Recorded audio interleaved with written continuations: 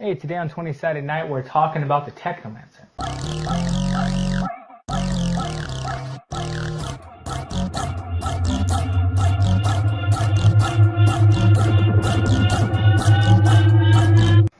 Alright, so today we're just talking about the Technomancer. They start on page 118, and we'll just go over their general stats first. They are more of a wizard, where the Mystic was like a cleric or druid or something like that. It's basically any magic class that isn't a wizard. Let's go over their general stats. At first level, their stamina points are 5 plus their constitution modifier, and they have 5 hit points starting out. So sort of on the lower end of things. Their key ability scores are intelligence. That's sort of like the spell casting, ability mod, which again you can juxtapose that with the wizard pretty well.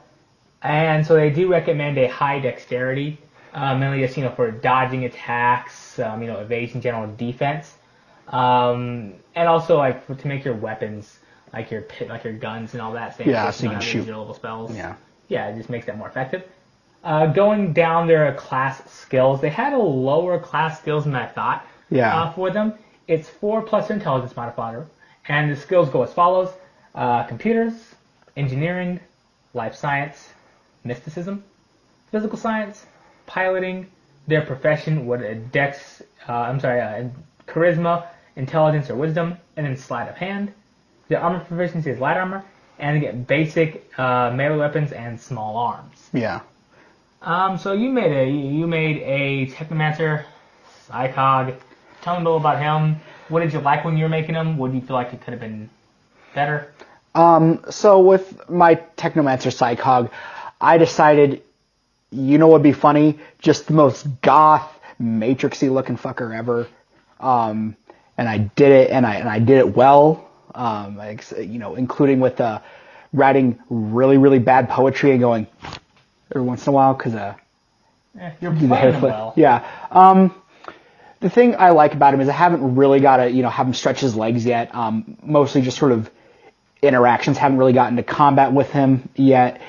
But it is really good because they are good for things like the science officer. Yeah. Or the engineer. A lot of their stuff is intelligence based, what that relies on. They do again get physical science and life science, which science officers are gonna want that. Yeah. So yeah. For most of what I've been doing is like kind of hacking stuff because it does make sense that they are kind of a smarter, more learned person. They're probably gonna know how to use computers really well. Obviously, there are actual spells that you can use to sort of hack things. They can even we'll touch more on this later, but they can actually use things to sort of hack magic. Is this plugging multiple keyboards into the same device? Yeah, I mean, that's just a trick Psychog did. 80s hacking.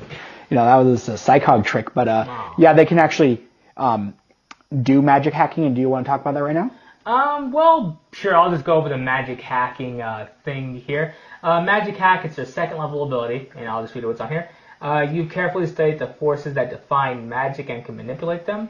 You learn your first magic hack at second level, and you learn an additional magic hack every 3 levels or after.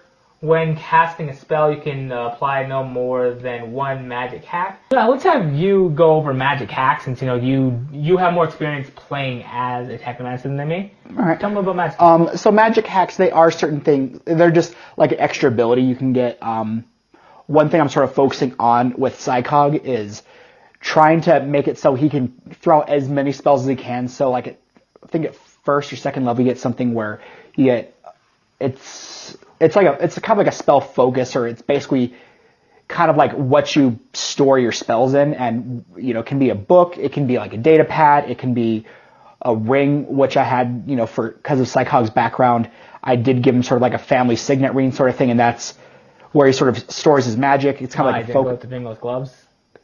No, that was just a bonus. But great. Listen.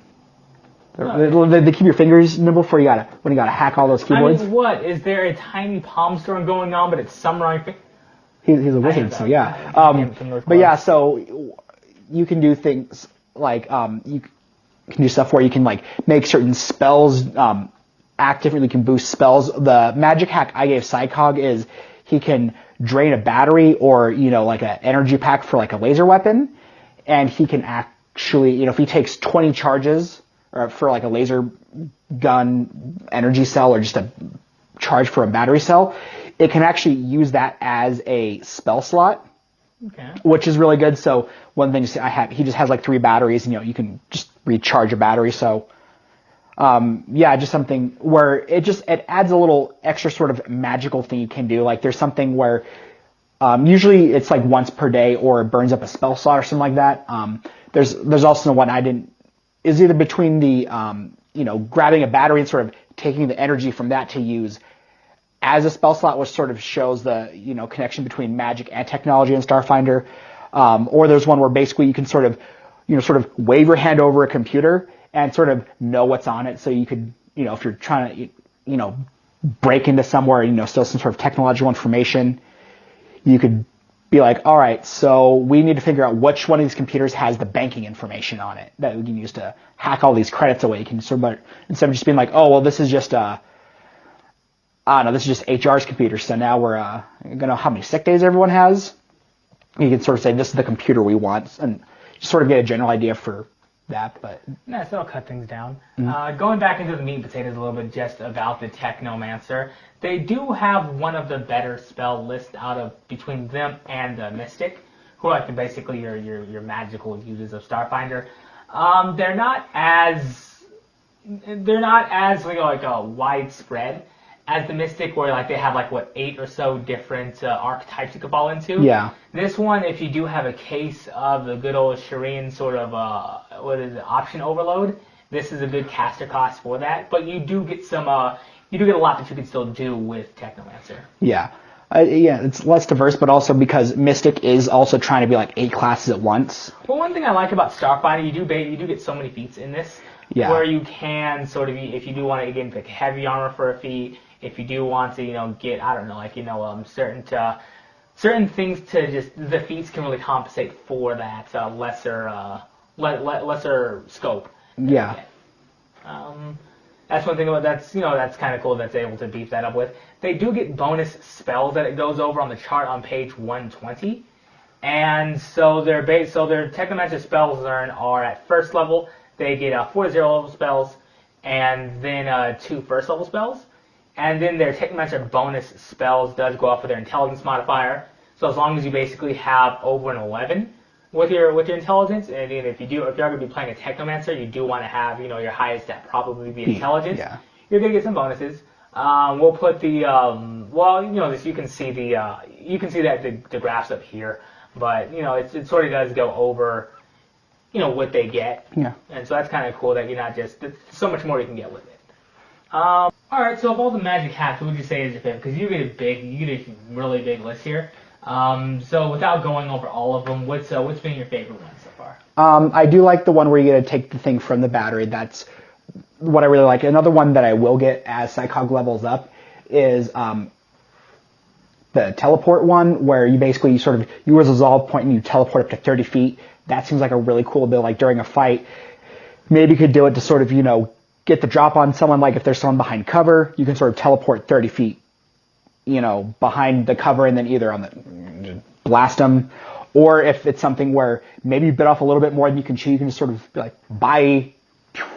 Yeah, that was pretty cool. It can get you out of danger, or it can get you if you are more of a up close and personal sort of the feats that you choose, Technomancer, it can either get you into or out of things, or span chasms, which is that's kind of cool.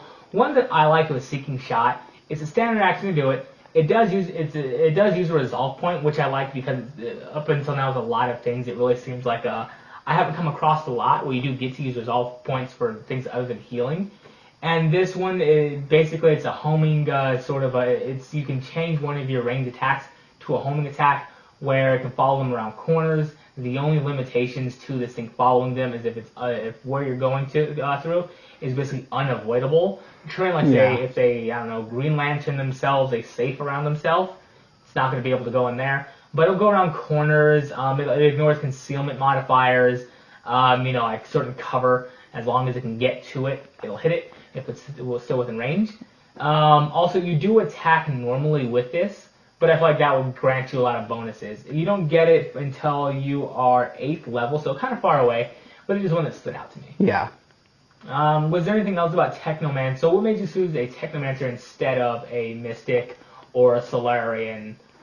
Well, for one, out of curiosity, just wanted to see how, Technomancer work versus Mystic. In our campaign, obviously, I'm playing a Mystic, more of a healer, but also, just kind of see, what a good old Necromancer from Eox would, Technomancer from Eox would be like, and yeah, it just seemed like just a different class to play. I, played a soldier. That was pretty fun So he died horribly. for the brief time he was there. Hey, listen, you died doing what you loved, being set on fire, just by a giant lizard in an ice world. Yeah, doing a sweet ass jump. So there you go. Is there anything else that we should really tackle about Technomancer for right now? I mean, they do get a pretty good sized spell list. Let's just both pick out one of the themes. All right. That really stood out. I like the research scientist, not just because they look like a green AIM soldier, but basically they rely on their intelligence modifier, which all of these do, and then their constitution is another one that sort of helps me. That there's a hazardous accident that may run into, they're going to shrug that off. They're more sturdy than they are nimble, and they're not afraid to get up there and sort of like learn as much as they can about things. They're good for your sort of you're more learned of them, or your sort of your scholarly type. Their theme is the scholar. We've already gone over the ability score, which is intelligence and constitution. Their magic hacks are countertech at 2nd level, magic negation at 5th, which is really cool. Tech countermeasures at 8th level, countertech sentinel at 11th, and rain of fire, which is also a pretty cool one, at 14th level. Their feats are greater iron will, skill synergy with computers and engineering, and life science and physical science. Their skills are computers, engineering, life science, mysticism, and physical science. A lot of those are computers, engineering, the 2 sciences, mysticism. A lot of that does play to that sort of research role, that sort of a scout or learner role that you would probably want in most games. It's overlooked, but it's one that could help out other than, well, we'll keep stabbing until we die. Oh, well, we didn't see what we're going into, so now we're all dead. Case in point, Ice Planet. Which one did you like the most? My favorite was the Battle Mage, and not just because he looks like a Green Lantern. Which he totally does. Yeah, because usually when I do play a wizard, he is more of... Usually he's an explodey wizard. In 5th edition or other editions, he'd be an evocationist. That was Graham. Yeah, that's what Graham was, and he was... Oh, I thought he was Abjur. Oh, he got boons of Abjur because of stuff. Yeah. Okay. Because he prayed really hard that time, and he prayed really well. Yeah. And so, yeah, I just do like it because I do like sort of the idea of sort of a magical fighter, which isn't not like a Eldritch Knight or just like or a Gish, just like someone who with magic is just bam, bam, bam, bam, bam, bam, bam. Mm-hmm. I kind of like that. That seems pretty cool to me. It's just something that appeals to me. So obviously his ability scores, he's going to want to be a real smart little boy. But also Constitution helps you because, get shot, don't die. That's pretty cool.